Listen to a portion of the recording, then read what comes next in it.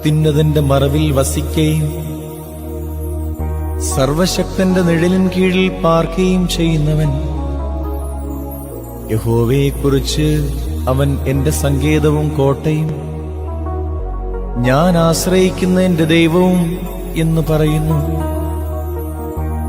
അവൻ നിന്നെ വേട്ടക്കാരന്റെ കെണിയിൽ നിന്നും നാശകരമായ മഹാമാരിയിൽ നിന്നും വിടുവിക്കും. തന്റെ തൂവലുകൾ കൊണ്ട് അവൻ നിന്നെ മറയ്ക്കും. അവന്റെ ചിറകിൻ കീഴിൽ നീ ശരണം പ്രാപിക്കും. അവന്റെ വിശ്വസ്തത നിനക്ക് പരിചയം പലകയുമാകുന്നു. രാത്രിയിലെ ഭയത്തെയും പകൽ പറക്കുന്ന അസ്ത്രത്തെയും ഇരുട്ടിൽ സഞ്ചരിക്കുന്ന മഹാമാരിയെയും ഉച്ചയ്ക്ക് നശിപ്പിക്കുന്ന സംഹാരത്തെയും നിനക്ക് പേടിപ്പാനില്ല. നിന്റെ വശത്ത് 1000 പേരും നിന്റെ വലതുവശത്ത് 10,000 പേരും വീഴും, എങ്കിലും അത് നിന്നോട് അടുത്തു വരികയില്ല. നിന്റെ കണ്ണുകൊണ്ട് തന്നെ നീ നോക്കി ദുഷ്ടന്മാർക്ക് വരുന്ന പ്രതിഫലം കാണും.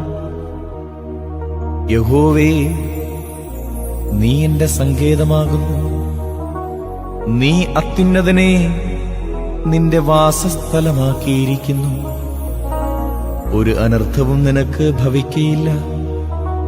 ഒരു ബാധയും നിന്റെ കൂടാരത്തിന് അടുക്കയില്ല. നിന്റെ എല്ലാ വഴികളിലും നിന്നെ കാക്കേണ്ടതിന് അവൻ നിന്നെക്കുറിച്ച് തന്റെ ദൂതന്മാരോട് കൽപ്പിക്കും. നിന്റെ കാൽ കല്ലിൽ തട്ടിപ്പോകാതിരിക്കേണ്ടതിന് അവർ നിന്നെ കൈകളിൽ വഹിച്ചുകൊള്ളും. സിംഹത്തിന്മേലും അണലിമേലും നീ ചവിട്ടും. ബാലസിംഹത്തെയും പെരുമ്പാമ്പിനെയും നീ മെതിച്ചുകളയും. അവൻ എന്നോട് പറ്റിയിരിക്കുകയാൽ ഞാൻ അവനെ വിടുവിക്കും.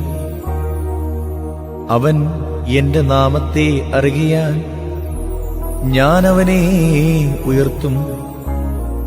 അവൻ എന്നെ വിളിച്ചപേക്ഷിക്കും, ഞാൻ അവന് ഉത്തരമരുളും. കഷ്ടകാലത്ത് ഞാൻ അവനോടുകൂടെയിരിക്കും. ഞാൻ അവനെ വിടുവിച്ച് മഹത്വപ്പെടുത്തും.